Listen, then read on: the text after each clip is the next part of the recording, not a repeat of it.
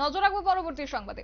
আবারও চোর সন্দেহে এক যুবককে আটক করেছে, বাংলাদেশি যুবককে আটক করেছে এলাকাবাসী। গতকাল রাত ঠিক 11টা নাগাদ এবং সোনামুড়া হসপিটাল সংলগ্ন এলাকায় কিছু লোক পুজোর প্যান্ডেলের কাজ করার সময় ওই ব্যক্তি ঠেলাগাড়ি করে কিছুটা ইট নিয়ে যাচ্ছিলেন, তখনই তাদের সন্দেহ হয় এবং তারপরে ওই যুবককে আটক করে এবং সেই যুবকের কাছ থেকে বিভিন্ন জিনিস পাওয়া গেছে বলে খবর রয়েছে এবং যদিও তাকে জিজ্ঞাসাবাদ চালানো হচ্ছে। কি রয়েছে বিস্তারিত শুনুন।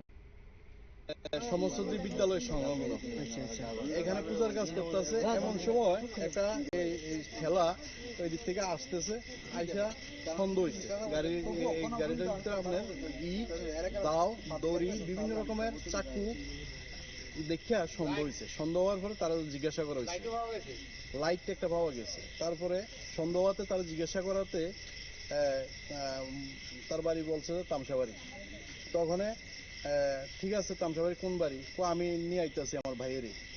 তো গেছে, ভাইয়ের কাছে গেছে, ভাইয়ে আর আইছে না, সে আবার রিটার্ন আইছে গাড়িটা নেওয়ার জন্য। এখানে বাংলাদেশ থেকে এসে এখানে তামসাবাড়ি যে বললো আর কি, যাকে ধরলাম সে বললো যে ফজল আলী তামসাবাড়ি, ফজল আলীর বাড়িতে ভাড়া থাকে। এখানে ভাড়া থেকে সে আধার কার্ড, আই কার্ড তৈরি করছে, তারপরে সবকিছু তৈরি করছে। তারপরে এখন আমরা ধরার পরে চুরির মাল ধরা। আপনারা শুনলেন তাদের বক্তব্য এবং এলাকাবাসীদের যেটা অভিযোগ, প্রতিনিয়ত এই ধরনের চুরি কাণ্ড সংঘটিত হচ্ছে। তারই মধ্যে এবার বাংলাদেশের যুবক আটক। এখন প্রশ্ন থেকে যাচ্ছে যে সীমান্তে টহরার পরও, এত টহলদারির পরও কিভাবে বাংলাদেশি যুবকরা রাজ্যে প্রবেশ করছে, এই নিয়ে প্রশ্ন তুলে ধরেছেন খোদ সেই এলাকার বাসিন্দারা। নিয়ে নিচ্ছে ছোট একটি বিজ্ঞাপন, বিরতির সঙ্গে থাকুন।